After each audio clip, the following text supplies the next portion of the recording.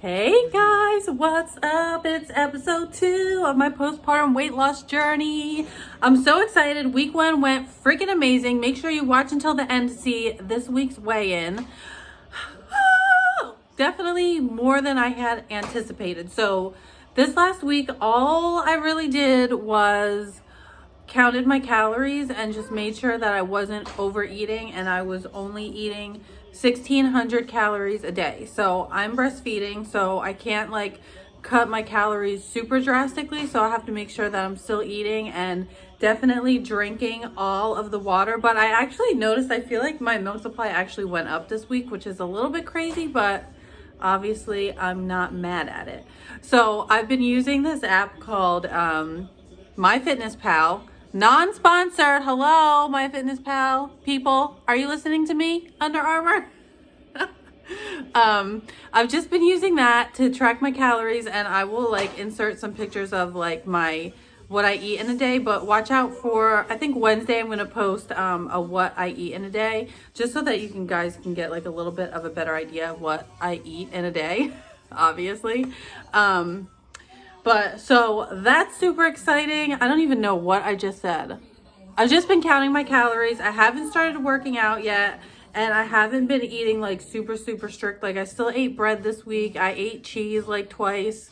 So I'm not doing anything super drastic. But even just by cutting my calories and paying really close attention to serving size, I was still able to drop down on the scale, which is super exciting. So that being said, Isaac is going to talk to you guys about calorie deficit and how exactly that works and how I was able to lose weight this past week without working out and without cutting out food groups or anything like that. So here he is. There he is, the man, the myth, the legend, the boobster, aka Isaac, CEO. Yeah, that's me. All right, y'all. So we're gonna talk about calorie deficit and then healthy weight loss in a week.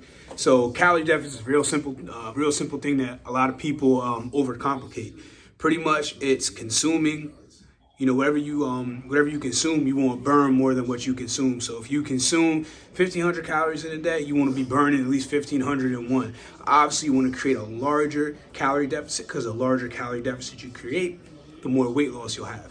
So, for example, if you can create a 500 calorie deficit, so if you need 22 and you're getting 1,700, so you have 500, right? So you take that over the course of a week, that puts you at 3,500 calories that you've lost. 3,500 calories burns equals 1 pound of fat.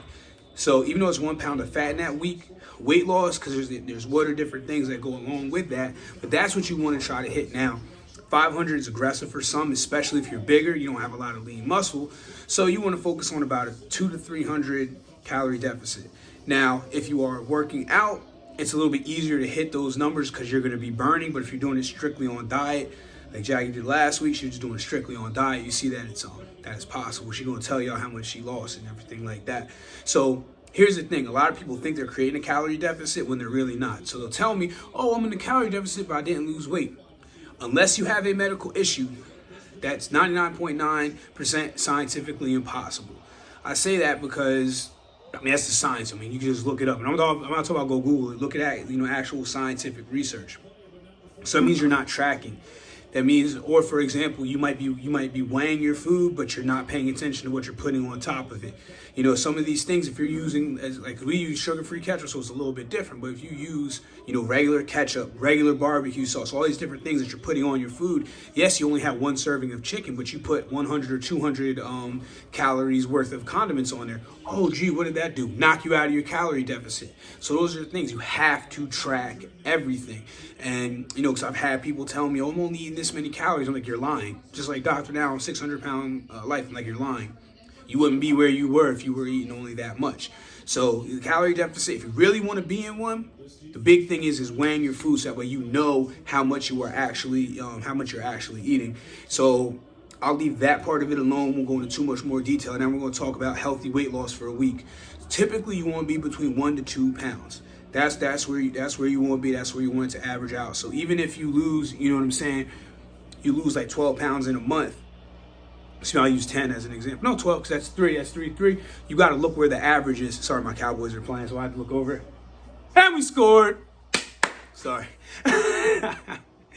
So anyway, so when you look at, you want to look at your averages. Your averages are important. Yes, you want to win the day, but you want to look at how you're doing on a weekly basis and a monthly basis as well. So when you're doing 1 to 2 pounds, that's healthy weight loss. For example, if you're somebody that's bigger, you're going to lose more weight on the front end. And then, so if you're going 7, 5, 7, 5, and you start going down to 1 to 2 pounds, that's good. That means you got your body in a state of, okay, now we're moving in the area of being healthy. We've got ourselves out of that super duper overweight zone. Now our body is being healthy. The other the other part of that, again, I'm just keep saying it, going down to, to do 1 to 2 pounds per week. Again, if you are a bigger person, right, and you need to lose 50 pounds or more, which more people need to than they actually realize, you got to make, your skin's elastic. So if you go get lap band surgery and all this other, shit that's out there, stuff that's out there, dang it.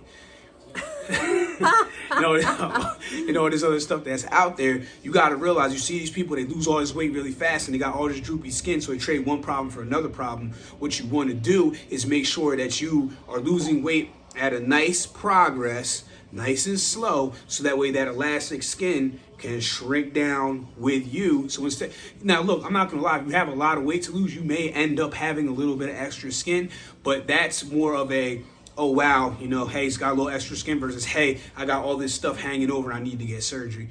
So I guess that's my part. I'm done. I was gonna say something else, but my bad. now No, I go forgot. ahead. No, girl. No, I forgot now. Oh, well. I don't know. I can't my knees are starting to hurt. Yeah, okay, so I'm gonna put in how much I lost this week. I'm super excited about it. Obviously, when you see the number, I'm not gonna expect to lose that much every single week, but maybe that means I need to eat more.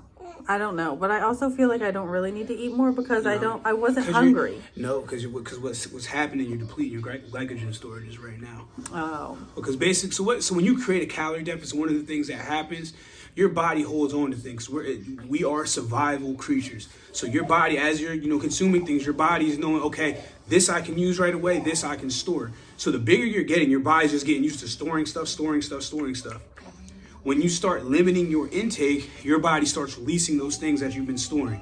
I know that's not the most scientific explanation, but it's a way, for people to, be able to absorb that information. Understand it. Yeah, that makes sense. But also, I just want to say, I didn't feel like I was hungry or starving or, I never felt like, oh my God, I need to eat something, and then, went over my, my calories or whatever. So, when you see the number, don't think, oh, she's starving herself. And like I said, I think that my milk supply went up this week. That's what it seems like anyways to me at this point. No, because if they do, they's haters.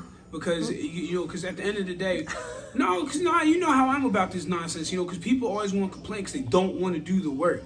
It's not really that hard. All this stuff is simple. You overcomplicate with all these fancy fake diets and all these different things. It's not really that hard. You know what I'm saying? The only thing that's hard is actually doing it and not talking about it. You know what I'm saying? And making those excuses. I don't have time. If y'all try, let me get out of here because I can't curse. So this coming week, this is what I wanted to say. This coming week, I'm gonna eat a little bit more stricter. I still had pasta on my meal plan for this week, so. Yeah, no, I'm not going to eat super crazy. Usually when I eat super strict, I don't eat any type of bread or any type of dairy.